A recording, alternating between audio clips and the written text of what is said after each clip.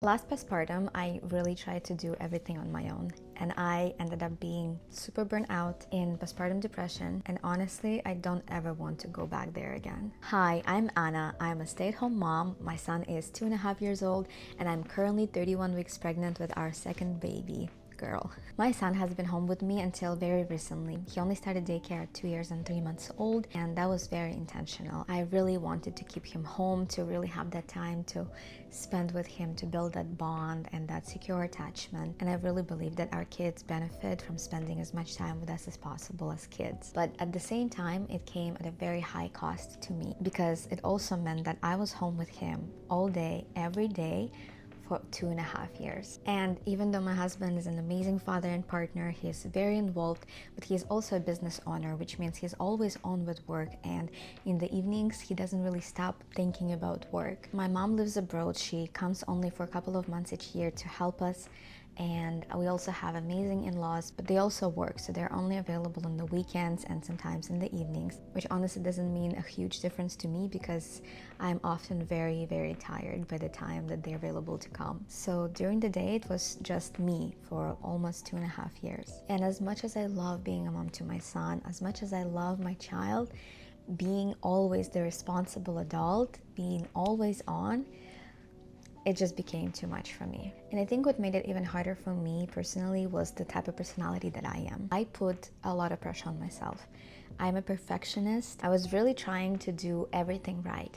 Gentle parenting, secure attachment with my son, trying to be really present, teach him emotional intelligence, and contain him all the time. And to give myself some credit, I really think that I've been doing an amazing job as a mom, and I can really start seeing the fruits of my labor in the way that my child is growing and developing his personality. But at the same time, the cost is just very high. I remember, especially in the very early months, we had a very difficult breastfeeding journey. I basically tried to do triple job for 8 months. I was pumping, I was nursing, well, trying to latch him at least, and also bottle feeding him all at once. And at nights, I was barely getting any rest, and it really took a toll on my mental health. I actually have a full video on my breastfeeding journey and the things that I did and what I wish I did differently, especially now that we are preparing to meet our baby girl, and I am really determined to try to breastfeed with her as well.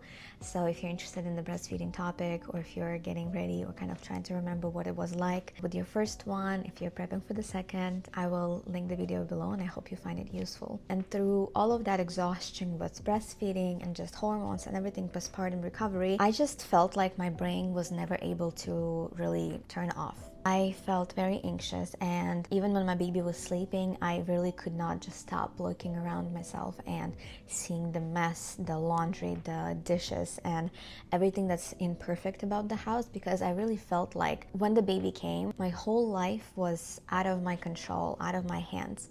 And the only thing that I could actually control was the cleanliness of my house. And I got really stuck in that loop, and I just couldn't ignore the mess. I just could not do that. At some point, as my burnout and postpartum depression progressed, I was failing at everything. I was failing at being a good mom. I was failing as a wife, because I literally had no energy, life left in me by the time my husband was getting home. So, it took a toll on our relationship as well the first couple years. And just in general, I feel like my whole self-identity was centered around being a mom, this new role, which kind of became my career, it replaced my job. It just became my whole identity. So I felt like if I was struggling at this one simple thing, being a mom, it felt like I was failing as a person. It felt like I was failing as a woman, because if I can't just raise my child and keep the house clean and cook and then be a good wife, then what purpose am I serving even? Like, what's the point of, of me? That's how pathetic I felt. And I think the more time went on like that, the more I started to really see and then actually admit the fact that I was not doing well. I was not handling it well. At first it came out as fights with my husband, then it became suddenly all of that emotion became anger towards pretty much everyone, my child, my husband. And fortunately, I do have my therapy where I go weekly and kind of just take the mental load off. That really helped me to kind of turn my anger into conversations with my husband. And I think when I finally admitted to myself that I was having a very hard time, then I was able to start kind of translating that to my husband, who also saw that I was not okay, but at the same time he didn't know how to help, because he was already giving all of his resources and all of his love and all of his support. But to me, it just never felt like I was getting enough of support anyway, like no matter how much he was doing. And at the same time, as I finally started to admit it to myself, my son turned 1.5, which was kind of the age where my husband and I always planned to start trying for baby number 2, because even before we became parents for the first time, we always knew that we wanted to have a big family, at least 2 kids, and we didn't want the gap between the kids to be too big as well. I remember I really wanted to have a second child, but I just had like so much anxiety around it, and I realized that my biggest fear is not actually having the second baby, but my biggest fear was to really break down like that again. Because the reality is that when I had a hard time, everyone else in the family was having a hard time. I realized that the hard way, that the woman in the household is actually the glue that really keeps everyone together. When I couldn't keep my stuff together, I couldn't be the container for anybody else. I could not be the support and like the linking kind of system for everybody else, for my husband, for my child. That was really hard for our family. And another sad truth is that for the longest time, I really didn't believe that I deserved more help. What do you mean? I was at home. It was my job to be a mom and a housewife. Like, how hard can it be? Now, when I look back, it actually makes me really sad, because I feel like so many women, unfortunately, are just wired to feel like we're supposed to carry it all alone. And something really shifted for me when I finally allowed myself to think, hey, maybe I do deserve more help. Maybe that's not too much to ask. And that's when we finally started having those difficult conversations with my husband. We talked a lot, and we finally were able to understand each other better. We agreed that if we're having a second baby, then I would need more help at home, and that we were not going to go through the same postpartum experience we had with our firstborn. We made a decision to find help. You know how people say it takes a village to raise a child? Well, I didn't have one available to me, so we decided to create one, even if it meant paying for it. Next, we just kind of narrowed down what kind of person we were looking for, what kind of responsibilities, how many times a week we would need her to come and help us. For me personally, what I figured out mattered the most is to just have one person who I know has my back, whether it was cleaning, reorganizing, meal prep, and sometimes, looking after my toddler and then our newborn baby. I just really wanted to find a person who would kind of help with whatever it is that I needed in the moment, from the house to the food and, taking care of babies. Because if I do all of that I don't have anything left in me for my kids or for my husband. And those are my priorities. At first, we looked into agencies because I wanted to kind of find somebody who has references and maybe a background check, but we didn't have much luck because all of the agencies, at least in Montreal, Canada, where we live, they told me they're only looking for full-time positions, which meant 5 days a week, 8 hours each day, and that was totally out of budget, and that was unnecessary for us, for our situation. Then I moved on to Facebook groups. I wrote down a very detailed job description of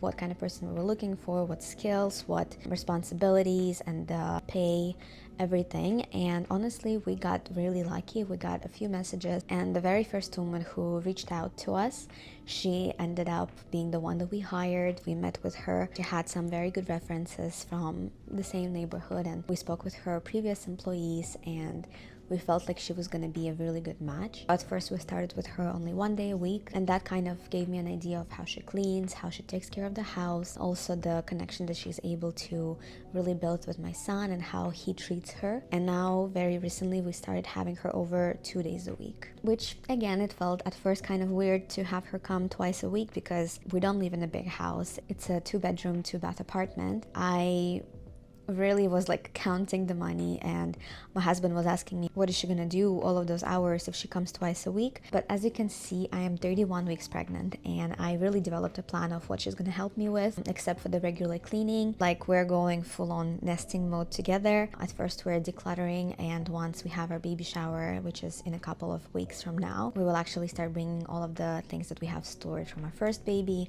We will start organizing and, doing like full on nesting. Another thing that's worth mentioning is that my son started daycare 3 months ago. At first he was going 3 days a week, and then for the past 3 weeks he's been going full-time 5 days a week, and it made such a difference for how I feel. I have absolutely no regrets for having him stay with me for over 2 years, stayed at home with me full-time without any help. But oh my god, how big of a difference it makes. Now he's all settled, he's starting to really enjoy daycare. He stopped the tantrums. About the first 2 months were kind of hard, with a lot of tantrums over, I'm not gonna go, I'm gonna cry, I'm not gonna go to daycare, I'm gonna cry for mommy. But now he's finally settled, he's talking about his friends. So I feel like also it's a great timing, because we really wanted him to have that routine like set up for him before the baby girl comes, because I really didn't want him to associate the new baby coming to the family with the fact that he started daycare. I really didn't want him to connect those dots, to prevent any, sibling jealousy in that sense. Now that we have actually had help for about 2 months, and also our son starting daycare, I really see the difference that it's making in my life. First of all, it's my energy shift. I just feel like I am not running on empty anymore. Every morning when I would wake up, I just felt like I was somehow already running behind. It felt overwhelming. Now I actually have space for myself in my day, and not just physically, but mostly mentally. And especially with pregnancy, like, my energy levels are just not the same. So I'm seeing a very big difference in how I feel and how much I'm actually able to rest. Another thing that really surprised me is how much I am able to let go of control over everything, just because I know that we have somebody to have my back and to take care of things, so I can actually be more present with my child and with my husband. It really feels like my nervous system is just finally like not on edge all the time. It really changed how I show up for my son. First of all, I have a lot more patience, also able to be like really present with him, not just being a functional kind of mom who is like trying to spend time with my son, but also like thinking about all the chores and what to make for dinner, endless list of things, but really being present with him and be able to connect with him better. And that was honestly one of the biggest things for me going into having a second baby, the fact that I don't always have to split my time between the chores and my kids, or between my kids, but actually have more time for them too, but to actually be able to give them both that uninterrupted time, because that was another thing that was super important for us in finding a helper, is that she would be able to build a bond with my son, but also to take care of our baby girl when she's here and she's a bit older and she needs more time with adults, because having my alone time with my firstborn, it's always gonna be a priority just as much as it is to be with its second girl, because I really want to have the opportunity to prioritize spending some time alone with my son, so he doesn't feel like his entire life changed because of this other child that came into the family. Another way that having help really improved my life and the life of our family is really our marriage. I'm really starting to see a big change in my relationship with my husband, and I honestly didn't really expect that. First of all, when he comes home, he finally sees a calm, content woman who is happy to see him, who is not overtired and overstimulated. Of course, some days are different, but as a general shift, I feel like that's what he's getting. A calmer, more attentive wife who actually has the energy and the time and the desire to spend time with him and be the wife and show him that love, because I think that's the price we often pay when we become moms, is that we are so attached to our babies, and understandably so, and there's probably no other way the first couple years, but at some point I just feel like it often really starts to change something in the dynamic between you and your husband, not for the better. And part of that, to me personally, is I feel like I finally stopped feeling that silent resentment towards him. Of course, I know how hard he works to build everything that we have to support our family, to provide for us, but that lingering feeling at the end of the day when you feel like you just spend the whole day with your kid or kids in these four walls, and the isolation postpartum and the lack of communication with, you know, adults, and lack of freedom when everyone is always like constantly pulling you, calling mama, mama, mama, mama. It just takes a mental toll on you. And when you know that your husband is still going to work and seeing the same people, as hard as he works for you, you just feel like it's never enough, because as much as he gives, it just never quite feels like you're getting enough support. That feeling is gone. I feel like having help at home really removed that silent like scorekeeping, who did more and who is more tired. And as a result, I'm just a lot more compassionate and affectionate with him, which I'm sure my husband loves and enjoys. And last but not least, something that I didn't realize, didn't predict, but I really felt when our help started to come, is that having help didn't actually just relieve pressure off of me, but it also relieved pressure off of my husband. Because before, I would have some projects in mind, or like decluttering or reorganizing, or even like cleaning sometimes, you know. It just felt so much for me alone to handle. So I would always I would constantly bug him on the weekend, help me do this, to help me do that. Now I'm actually able to delegate a lot of those things to our helper, and my husband finally can rest on the weekend. Not always, but most of the time. So overall, the energy in a home just feels very different. It feels calmer, it feels lighter, and I feel like everyone is benefiting from this, and everyone is much happier, because I truly believe that when mom feels better, everyone else feels better. And yes, it's a financial commitment, and of course at first this decision, it didn't come very lightly to my husband. Of course he had some doubt and some resistance at first, but I know that he is really seeing the big difference that it's making in our home. And the way I see it is that this is our way of buying back my energy, my presence, and my mental health. I feel like my final takeaway, I used to think that being a good mom meant doing everything myself, but now I see that being a good mom is knowing when you need support and actually asking for it. Especially going into this next postpartum, I do not want to survive it. I really want to experience it and love it. And I really want fellow moms to understand that asking for help does not mean you're failing. It actually means you're choosing to take care of yourself better so you can show up for your family better. If you're in a similar season, I would really love to hear your experience, and I would love to connect, because I feel like too many women are going through it silently. And if this kind of honest motherhood is something that you relate to, I'm inviting you to follow my channel and follow my Instagram, where I share a lot more content like this, raw, honest motherhood, trying to support fellow women one video at a time. Thank you for watching this video. Hit the like button if you actually liked it, and I'll be really happy to see you in the next one. Bye. Bisous, bisous.